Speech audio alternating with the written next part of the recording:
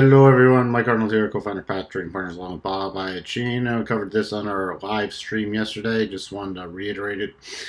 With our favorite bankrupt company issuing new shares, please be very careful with this. The equity will still probably get wiped out. Even in the 8K they filed, there's just a major chance that every new share they're going to issue is going to get wiped out.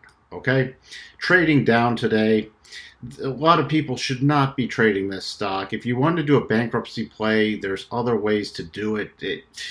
But you don't want to be trading the stock. There's other stocks to trade that aren't in bankruptcy and aren't issuing shares while in bankruptcy. Even if they raise $1 billion, hypothetically, from issuing the shares, there's still a major chance that the equity will get completely wiped out, which means all the common stock ends up being worthless. So why gamble on that?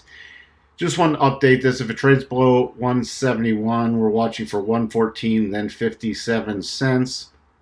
We did gap down, didn't quite fill the gap. So on any rally, we still have a gap to fill. I don't even know why you'd be trading it, but if you are trading it from the long side, you're going to be watching for the gap fill to 283. Above 283, you're watching 347. Then the next major levels, 368 and 390. 390, where the declining 50-period exponential moving averages and the Gann cluster projection. Please, again, if you don't know what you're doing, please do not trade this. 99% of the people should not be trading this stock. It's a bankruptcy play. If you haven't even looked at all the secured debt versus unsecured debt, you have no reason to be in this.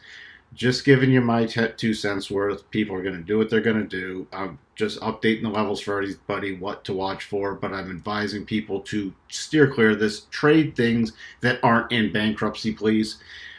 We'll talk to everybody later. Bye for now.